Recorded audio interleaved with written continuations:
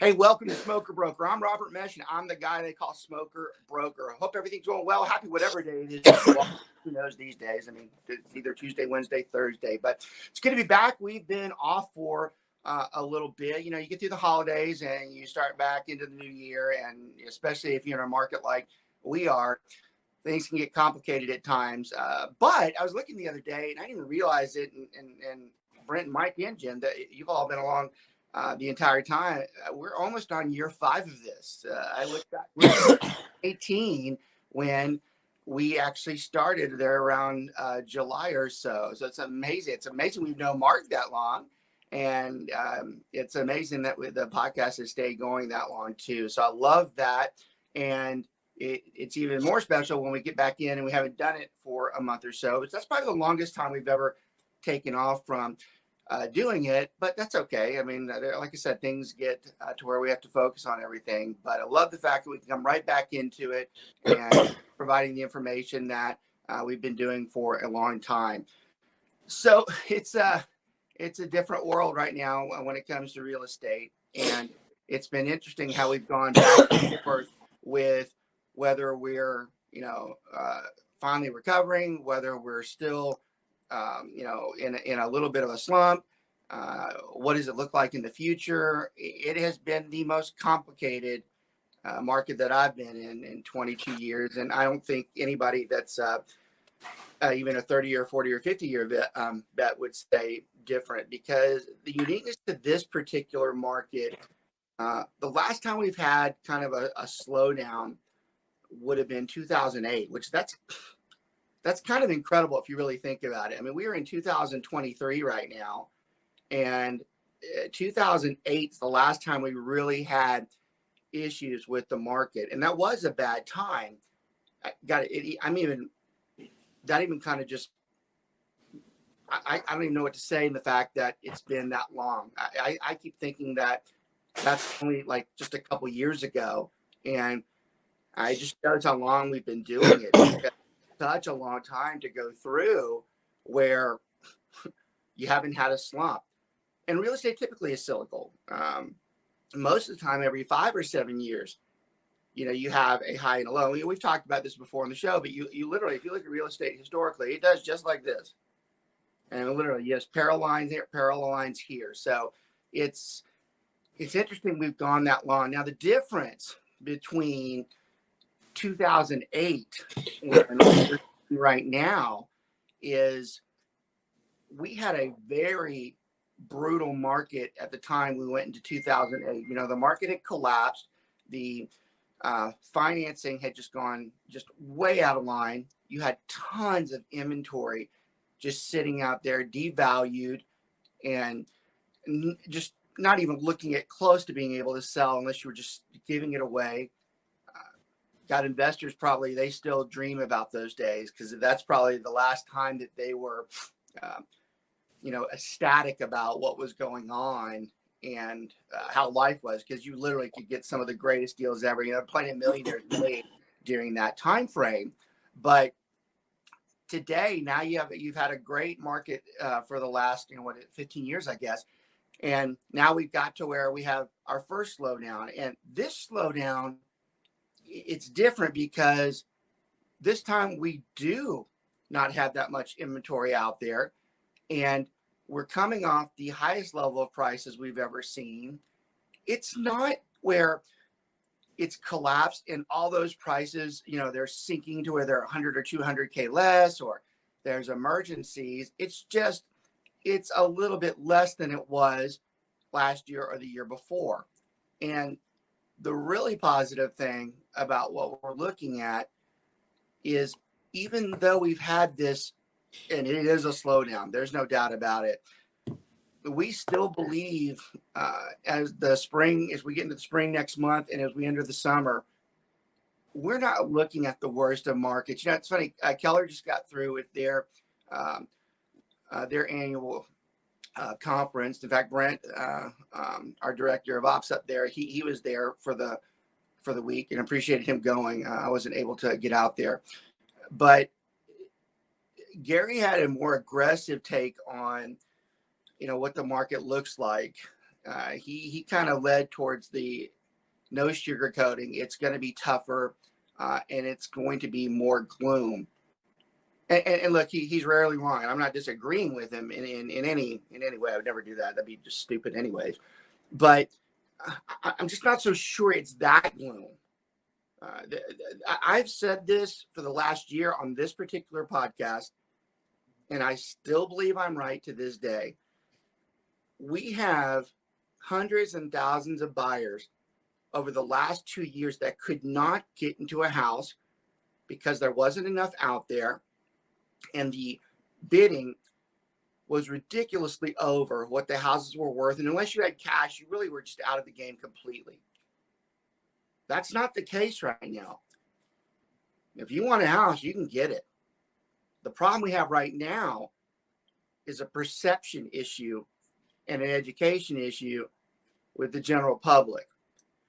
The general public is coming off a 20-year hiatus of interest rates that are well below 5%, even to the extent that they get to like they're in the mid 3 or low 3%, even at one time, even the upper 2s, which I still can't believe that ever happened on a fixed note. And that's a problem when it happens like that. But it went for so long that you almost have people who were born the last time we had a letdown, that they've been raised their entire life not realizing that that's what an interest rate is supposed to be. When the truth of it is, historically, the rate is good and acceptable between 9 and 11%. So we have an entire American public. What's the population today? Is 280 million or something like we have over 280 million. Yeah. 280 million people minus however many realtors they are. So does that put us at 200 and it's 1.6 is what they last showed at Family Reunion. Wow. 1.6 million. Incredible. And what he was really trying to hit at too is the amount of homes that will be sold in 2023 are going to take a significant drop, right? We've known that. So what he's saying is that if you're a real estate agent and you're doing the same things you did in the hot market, you're not going to make it. And only the agents that are going to be aggressive and are going to double down on their lead gen, which is more important than anything, are the ones that are going to survive. And the weak ones are going to be weeded out. So if you're an experienced agent and you're with a good firm, you're going to be just fine. You're actually going to be appreciating this market just to weed out the person who just lists a house and it sells in 24 hours. Yeah, I love that take on it. And, you know, the proof of that, and it's relevant to what we were just talking about, the last downturn of 2008, SWR, our particular group, grew. We grew when the market was down. We did double down and focused on the opposite side of it. And we literally doubled the size of our firm during that time frame and really laid down the tracks for what the next 15 years would be. Because when you can grit it out in a market like that, you become very confident. You're like, well, there's not much else that we can see that's worse. And even right now, kind of by the tone of my attitude, it's the same thing. I have not feared what's happening right now in a long time. Am I thrilled about it? This is by far the least amount of money I have made in, well, I don't remember the last time. And if you looked at what my last 4 or 5 months were, and this goes for just about every mega out there, it ain't fun. It's not fun at all. And it's literally, I mean, you can almost look at like a 70% drop in what we're normally making in there. Now, you would think the average person would just be in just panicking.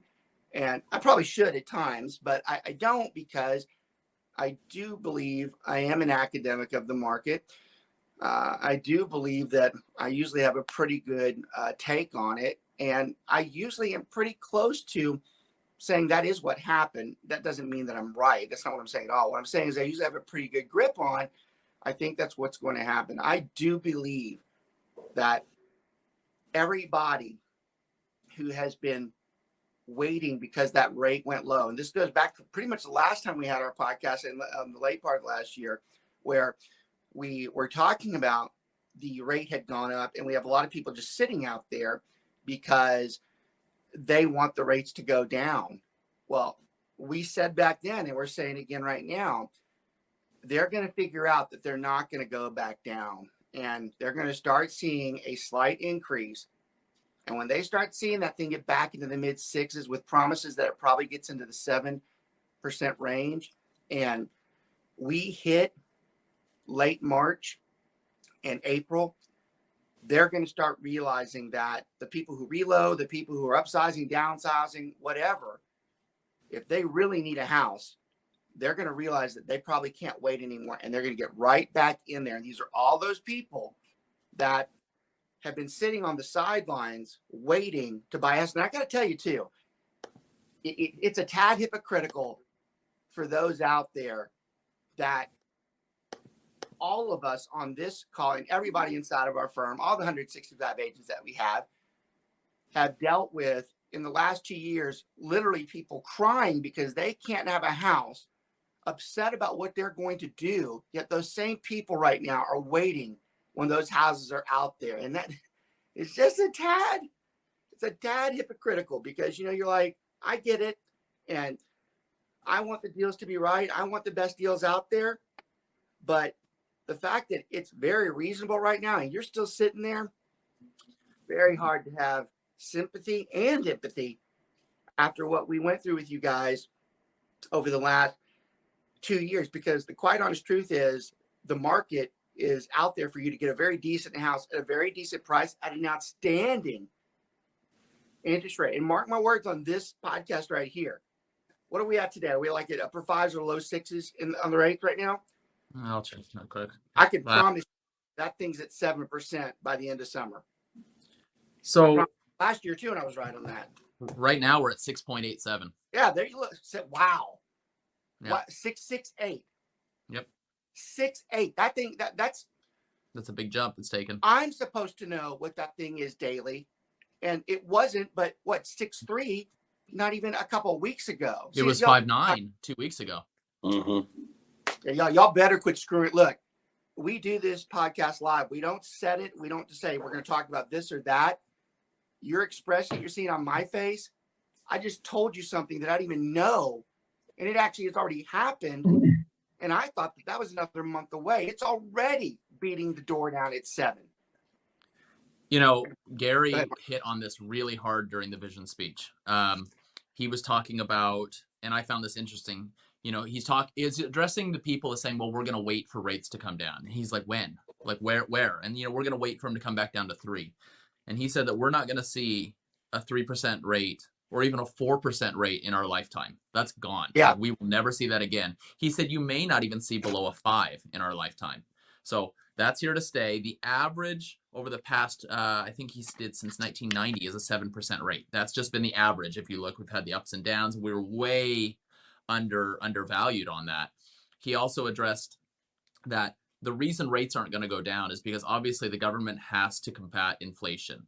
And they said if they drop that rate, let's say they drop it to 4, everyone's going to go be buying houses. The housing rates, the prices are going to jump way up again, and then inflation's going to be even more rampant. So they're not going to adjust those rates for a long time.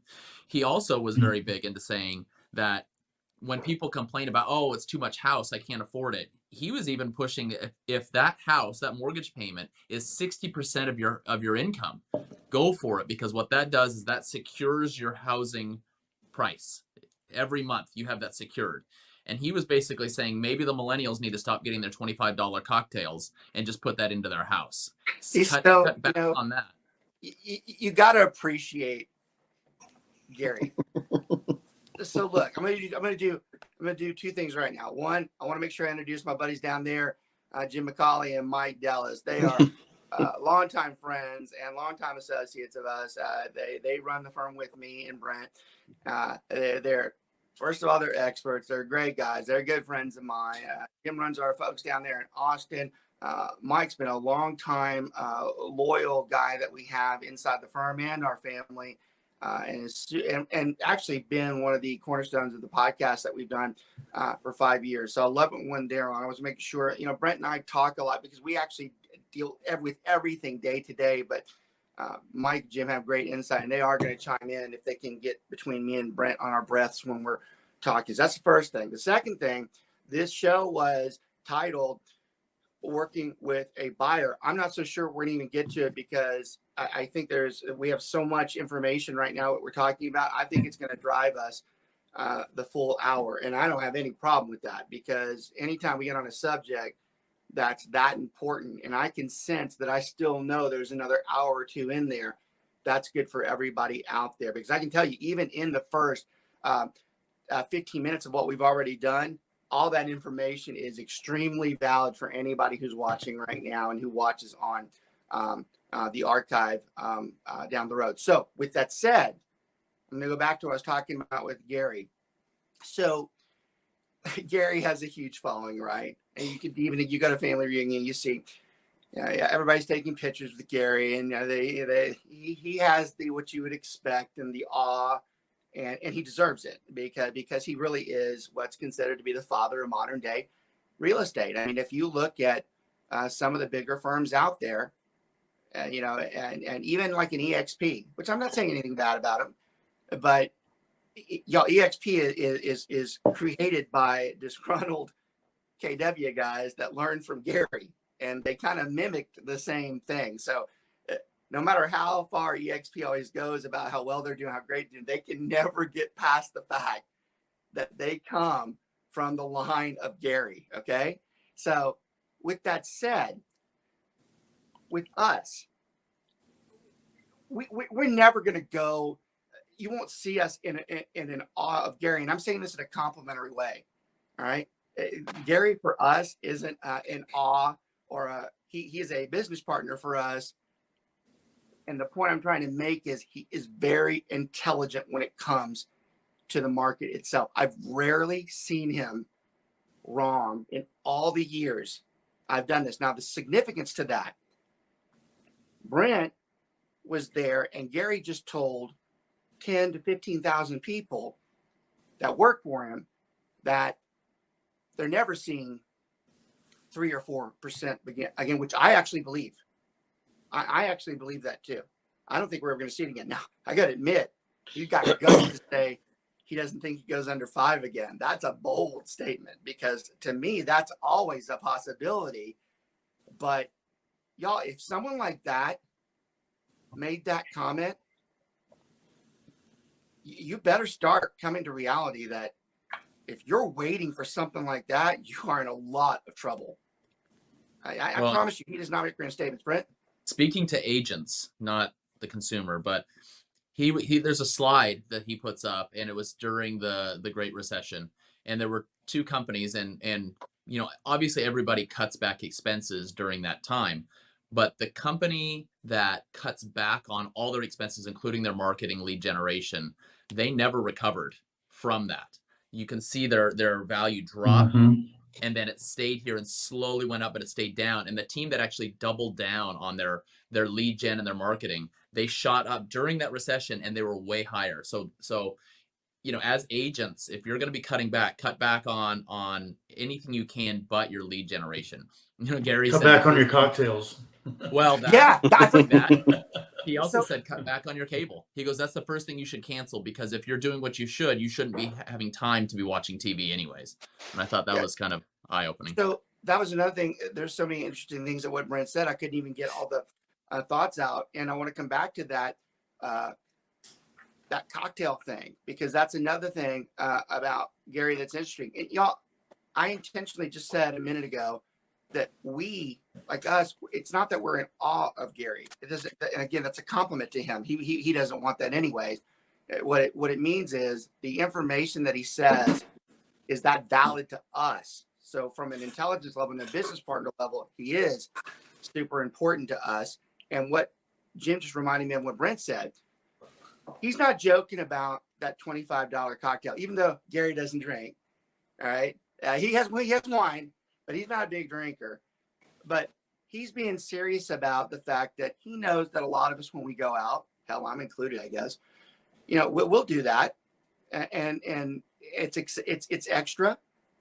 But when you're in a market where you're having to pick and choose, and hypocritically, after I just said that even my income can be down 70% in like 4 or so months, or the last 4 months, maybe even longer than that, that kind of puts in perspective, maybe we should be focusing in on certain things. Now, Brent's been talking about Gary made a big deal about lead generation, and I love it because inside of our own group, that's all we've been focusing with for the last 2 or 3 months, more than we ever have, because Keller has given us the tools to do it, and we're implementing those tools. But when you have Gary addressing that many people to a point where he's saying you shouldn't have the extra cocktail, or you shouldn't even be looking at cable or screwing around with cable, he's making a point to a real estate agent.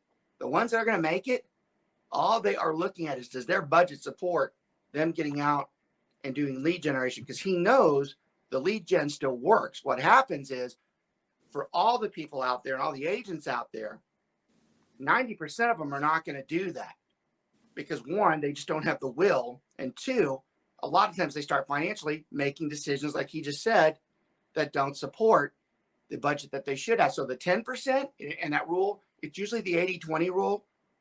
In real estate, it's the 90-10 rule. The 10% do 90% of the work. And what he's hinting at, or actually he's not even really hinting at, he's outright saying that that's exactly the people that are going to go out there and start massively taking over the market. People like the guy that just came on, Jared Smith, who is a ridiculous real estate agent in volume. And Gary is talking about people like him. Gary is saying that those are the guys that are going to do well, because even if the market is down, they are creating their lead gen in such a way that they are going to continue to not only have the business they normally have, but they're going to pick up the business that the rest of them left out there. So when you talk about an overall market that is maybe gloomy or it's depressed, that's for a certain amount of people. There are other people, like pretty much the guys on this call, that take that as opportunity. And I'm going to go back on something I said a minute ago, because I believe it. I should be worried about what's happened the last 4 or 5 months. Jared, before you came on there, I was talking to them about, my income is probably down for the last 4 or 5 months, probably 70% to what it normally is. And you would think that that's something that makes me panic, but it doesn't bother me in the least, because I really believe the framework for what we have out there and what we've seen the last couple of years, that market, there's a lot of people out there. You're seeing it. Hell, you really haven't seen the slowdown, right? I mean, you actually have been going through and doing pretty well. Yeah, I mean, I've seen a slowdown on my end, but I mean, it goes from 1 to 2 closings a month, but that's my slowdown. But I have. I mean, no, but it's like, but I'm seeing a huge pickup. I mean, it's insane. Like, I see the market taking off, because at the end of the day, no matter if people decide to move or sell, I think the biggest difference of 2008 is that, no matter how you look at it, where the values are, you still have tons of equity in there. And if you want to buy that rate down with all that money you have, or do it wrong, you have the ability to do so. And that leverages you to be able to make people comfortable with the actual process. Because I tell people, and I truly believe this is the last time someone can afford a house before another boom. I really do believe so. I think prices are getting pretty ridiculous, especially I would say the inner city areas where the more populated areas are, like Frisco, Prosper, or, Dallas. A lot of those, I truly feel this is the last time you have an opportunity for a first-time buyer or second-time buyer that want to, that were married and they had a kid and they're outgrowing their house and trying to plan for the future. I think this 2 to 3 year, every year buying a brand new house thing, it will end. Jared, it's funny, before you came on, that talks right in line with what Brent was saying about one of the summaries from Family Reunion, where Gary was exactly saying that if they hope for that there's an interest rate that gets below 5%, which he actually believes is not going to happen again, even if it did, it would create that boom that you're talking about. So even the hypocritical side of it is, if it did what they wanted to do, it would be a nightmare for them. So it's probably not going to happen. And if it doesn't, it does continue to have a very slight increase. Now, it does depend on where you live. Our podcast a lot of times goes through most of the folks in the South, because a lot of our guys are in the southern hubs where we're in a lot of Texas, Atlanta, Florida. But in the end, if you're talking about California or New York, Jared already is right about that. It's already becoming almost impossible for someone. But here, we're looking at that too in the Midwest and the Southeast. It's going to be a slower progression, but at some point, we're going to get to where if a house is, if a first-time home buyer is paying $500K for a house, and you're already at inflation issues that probably, even though they might not skyrocket, they don't go away for the next couple of years or so. That gives you an opportunity window that right now you really should be taking advantage of what's out there, because it's not a bad time to be in the market. That's what's funny though. The agents right now are down because you had a brake slam. And if you did watch our podcast at the end of the last year, and I'm actually kind of proud of this, the only thing we were really wrong about was how quick those brakes slammed. If you watch all my podcasts, I said it since June. I go, it's gonna come to a stop. That rate is gonna go up. There's not one thing you won't be able to see that I had that in there. The only thing that I was a little bit off on is I did not expect them to put both the feet on the brakes and slam it doing 180, because that is exactly what happened in October. And if you look at the graphs, it's readily easy to see that you went from a rate of 3.2 to 7.5 in less than a month. Y'all, that has never happened. I would say the big thing also that is helping me is that get with a lender that can do a buy down rate. And that feels really, really comfortable with a lot of people that are, shopping for houses, because they're not worried the first year. They're not worried the second year. And by the time the third year comes and they want to, refinance and the rates are lower, by all means, but buys them time. But I know that finding a lender with a buy down rate, and a lot of builders right now are doing pretty good incentives with just interest rates alone. I've even saw Lennar. Funny, they're back into the incentive game, right? After, I know. It's gorging people for the last 2 years. Yeah, they're back to. Yeah, I've been really wanting to tell these guys to kiss my ass, because it's freaking ridiculous. But it's just Jim works for new construction, and I'm going to make a disclaimer.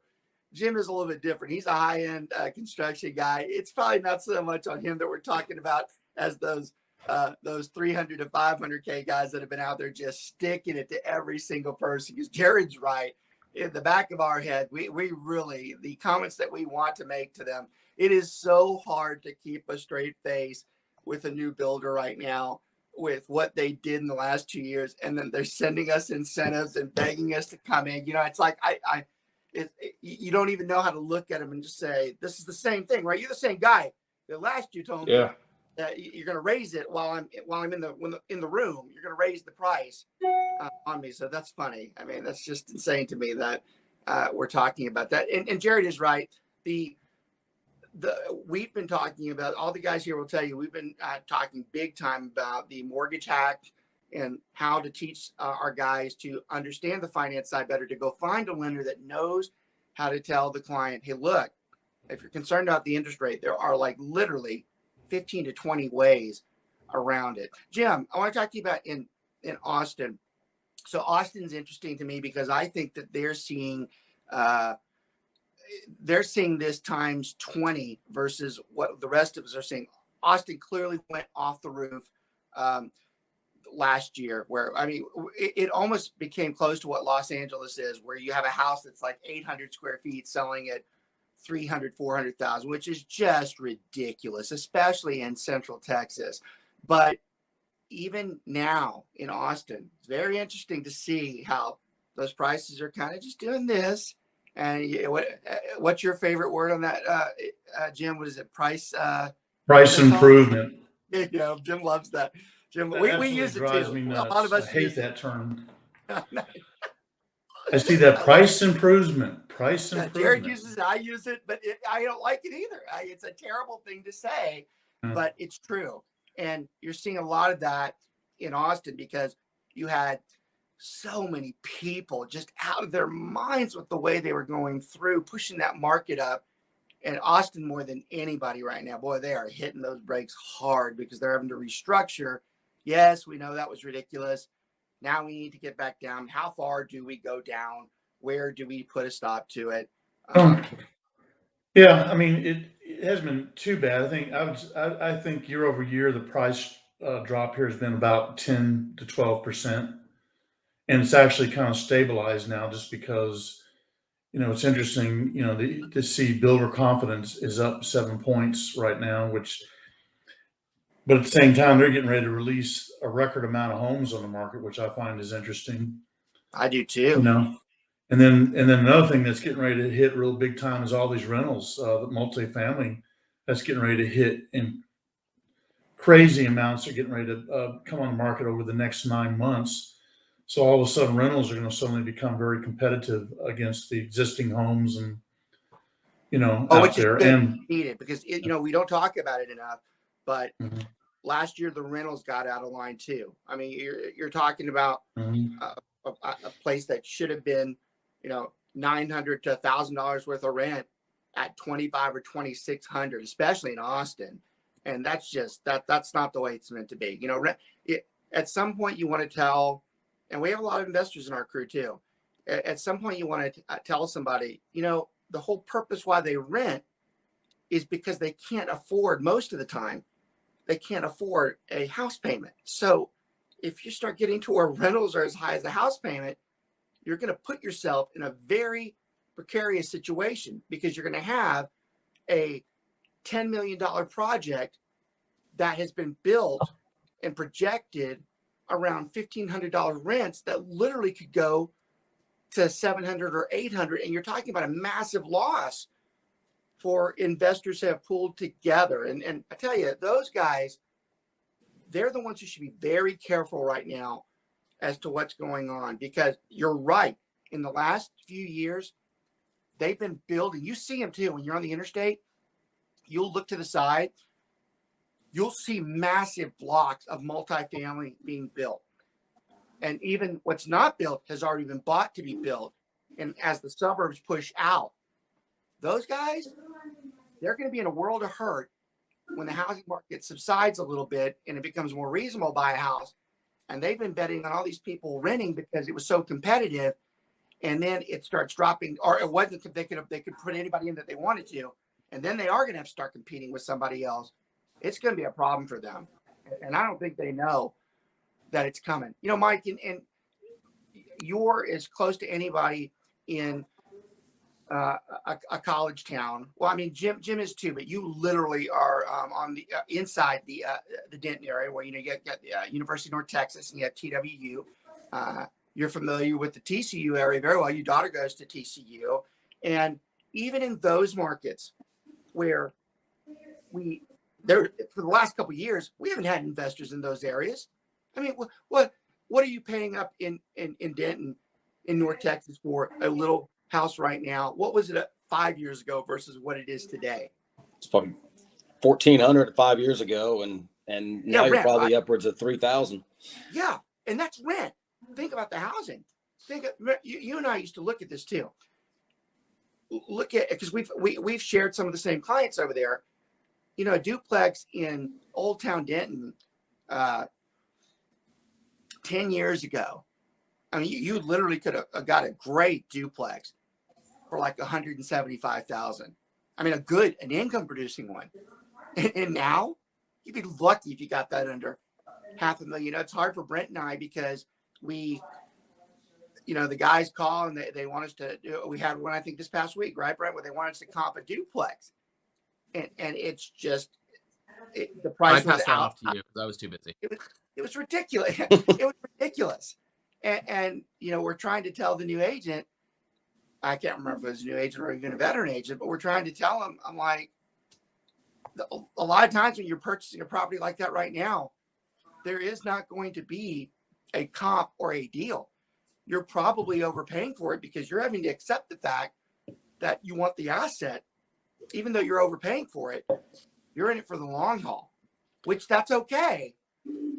But when you're talking about the same duplex that me and Mike are mentioning, that was 175, that's $500K today, that becomes a lot more difficult when you start messing around. We see this in Denton.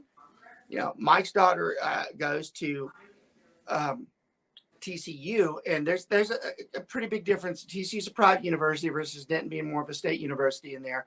But even in that area, that used to be a very good investment area, which still is. But my God, well, they're tearing all the old ones down now. So that's the other thing I was about to get to as well. Now you get to that stage where in the markets that are already at capacity that people want to be in, now the rule of thumb is, well, I'll just tear it. I'll pay for it, put it down, because after the time I'm done paying for the tear down and building a new one, it's worth twice as much as it was before. And I'm actually proud of the fact that even some of our own agents, you know, Alan Rosner's not on the call today, but you've seen him on our podcast before. Alan's a savvy investor. He figured out 2 or 3 years ago, when the market started spiking, he can't go get the investments that he normally did. He did the smartest thing you can. He's like, screw it. I'll just go build it myself. So he goes off and builds a few duplexes, very cost conscientious, because he knows exactly what to put into it. He would have never been able to get that market value.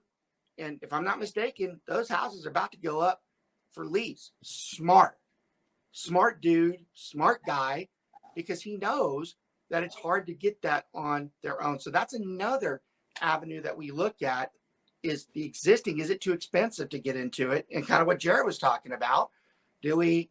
Are we getting to a point where it doesn't become affordable enough if it just keeps skyrocketing like that? There has to be some type of balance at some point in there. Well, you know, Gary made some big points as far as, you're always going to come out ahead in real estate as long as you stay in it for the long haul, right? Like you were talking about. And if you think about people that bought in 2007 before the big crash, if those people stayed in, do you think somebody that paid $250 for a house in 2007, where the value dropped down to $180, do you think if they're still in that house, they feel bad about that house they have now that's probably worth $600? So stay in it for the long haul.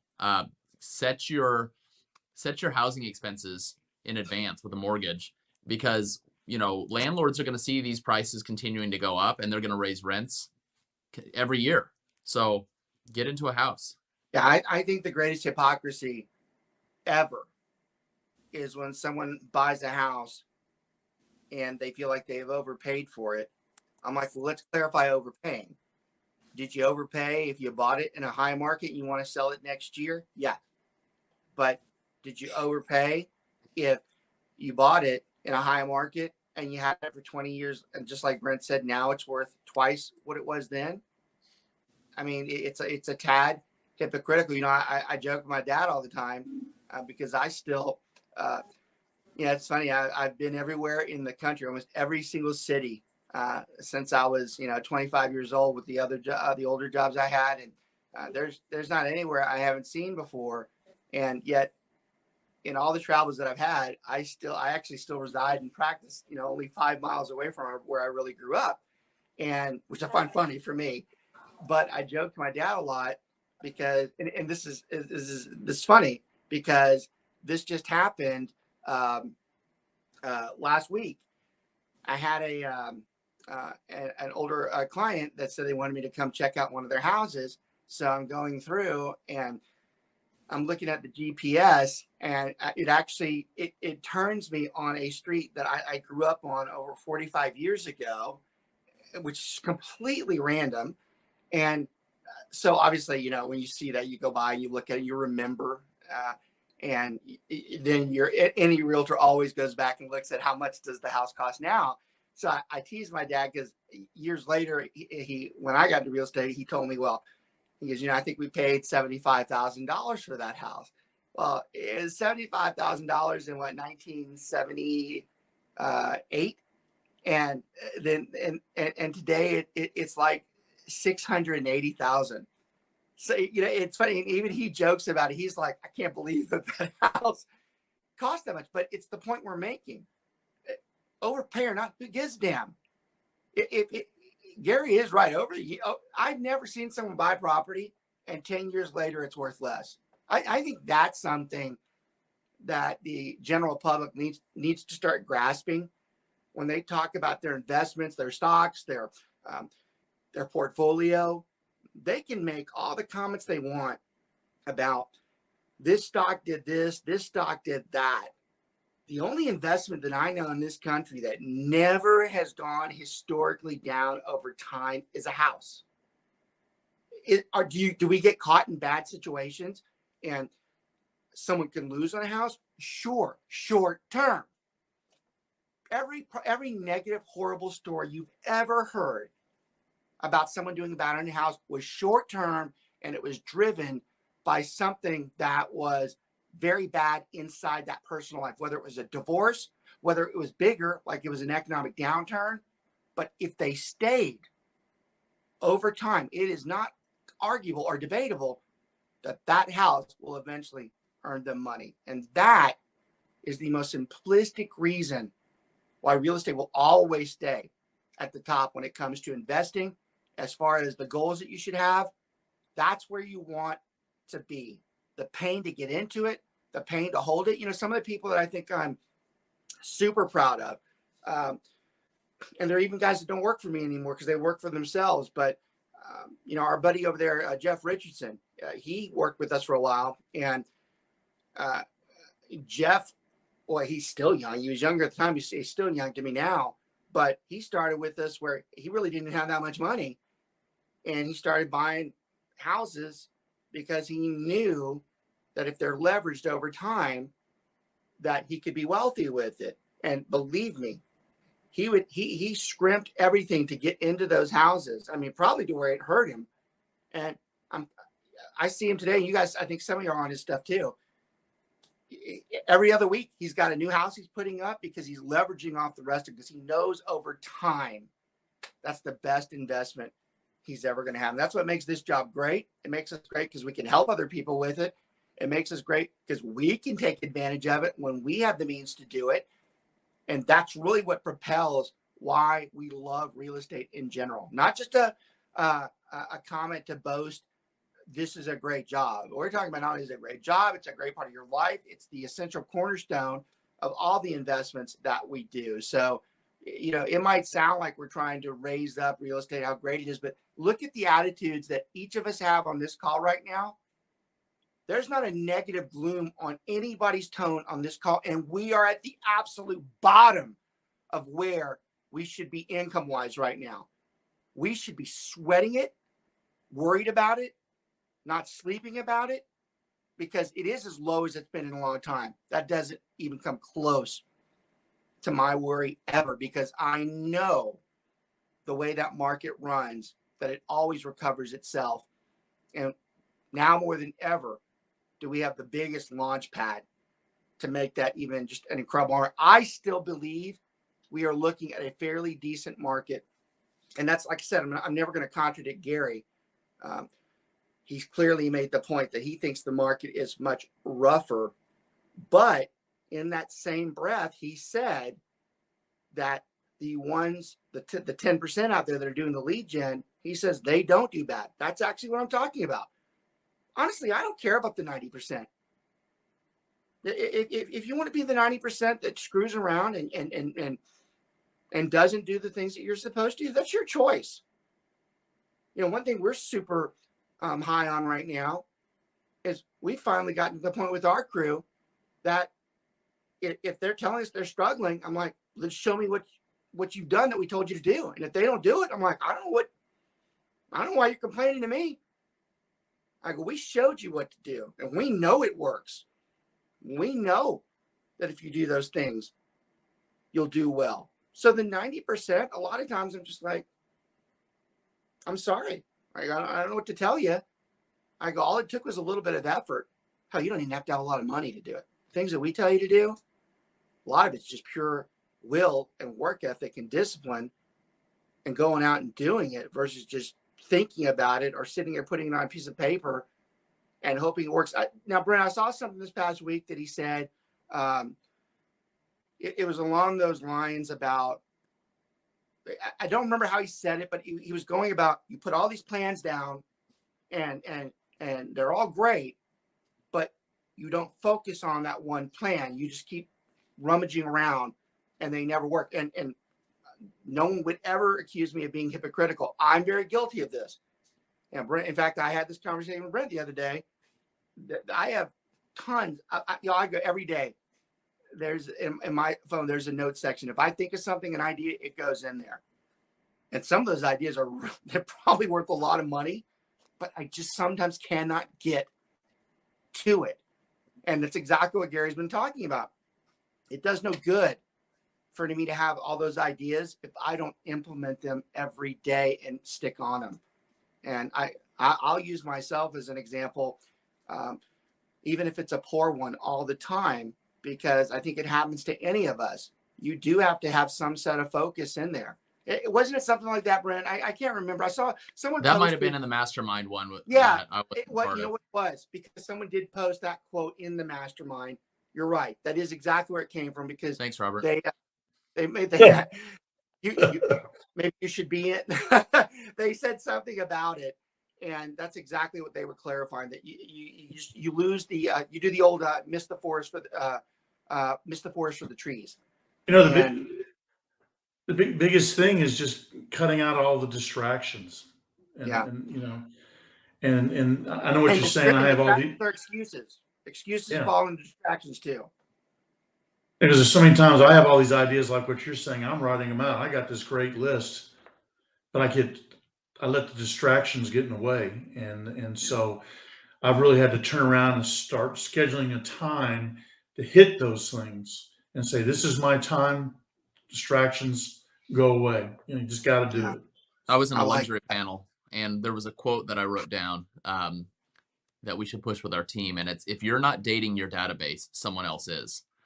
And, you know, that's where you get online and you see that someone that you know bought a house with another agent. And that, I mean, those agents are going to be working. So it's either you get it or someone else does.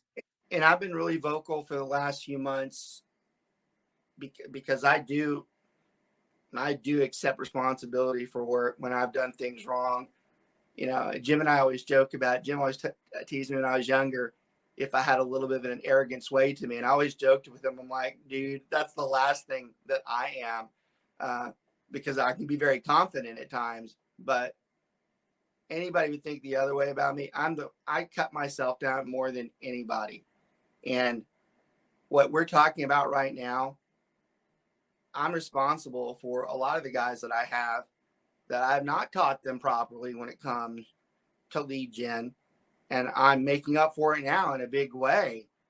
But sometimes it takes a lot. You know, Jared's a very good example. Jared doesn't need, and those of you who don't know, Jared's he doesn't talk about it much. Jared's a big 4-time NFL player. He's a Super Bowl champion. Jared doesn't need the average regular workload that somebody does, that are all those 90% of people out there, because he can create that on his own. However, and this is what I love about him more than anything, he knows this. And this is why he's like the poster child or poster man for anybody that's a professional athlete, because Jared goes out there and not only gets the stuff that he would already get just because of who he is, but he still implements the things that he's supposed to as a regular agent. Now, Jared's been with me for a while now, and he's just done incredible, but we still haven't shown him everything that he's capable of in that database, because I never pushed him to do it. Now, he did it on his own. Trust me. He didn't need me to tell him to do his database. But now we're getting on top of where we try to give him even more ideas for that so that he can continue to grow. And that is something where I failed at, because I'm coming to the realization, and this goes back to the dating the database. I've never been a fan of putting my face in that database. That's probably one of the top 5 things I've been wrong in. And I'm 22 years into this, and I don't have any problem saying it, because I know damn good and well I still have plenty of time to correct it. And I'm spending every day now doing that. Right, Jared? I mean, isn't that pretty much what we're going through? I mean, yeah. I mean, I have a pretty big issue of disclosing a lot of that stuff. Is probably one of my biggest issues, just because not quite a fan of that. Now, don't get me wrong. I have a database, like a separate database that Keller or no one has access to. Right. You know, but yeah, I mean, I definitely feel like my whole role is like, you know, football and stuff here gets me my foot in the door. Then once my foot's in the door, I pretty much got it. I mean, I'm not really too worried about it. You know how I feel about that. You know that I actually believe that you never have needed your other side. I don't believe you've ever needed it because of the way you are a good real estate agent and you don't need it. It's just extra, you know. And I'll tell you, anybody who watches the podcast, especially with connections to Jared and, you know, the people that he doesn't talk a lot about because he's not going to because it's private, because there are people who don't want to be in the public eye. But those people that are out there, he knows exactly where to go. He's the shining example of what someone who gets out of professional sports, out of being a celebrity, is supposed to do. They're not supposed to waste their money. They're not supposed to throw it. They're not supposed to go from making $100 million to being broke.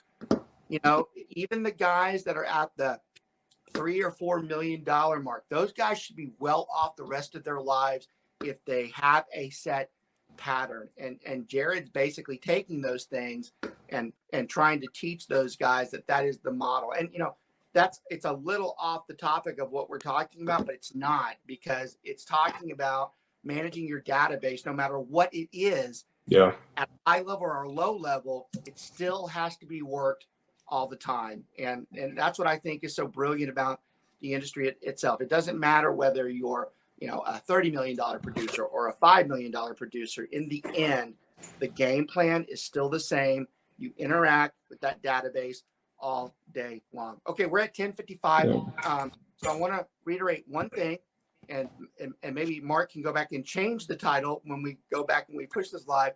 We didn't end up working with a seller, and those are my favorite episodes. My favorite episodes are when we actually say we're going to do that one, and then we go the whole other way because it was that important. This one all became about what's happening right now, what it is that we need to do. It's probably a good state of where we're at, because I promise you, if you go back and watch this one, that is a very good summary as to what's happening right now. It'll be very useful for you over the next few months if you follow everything that we've been talking about today. I want to appreciate everybody telling you, thank you for watching. Make sure you share this out there, especially for the newer agents. This was a Lunatic Digital production. Visit lunaticdigital.com for all your digital needs.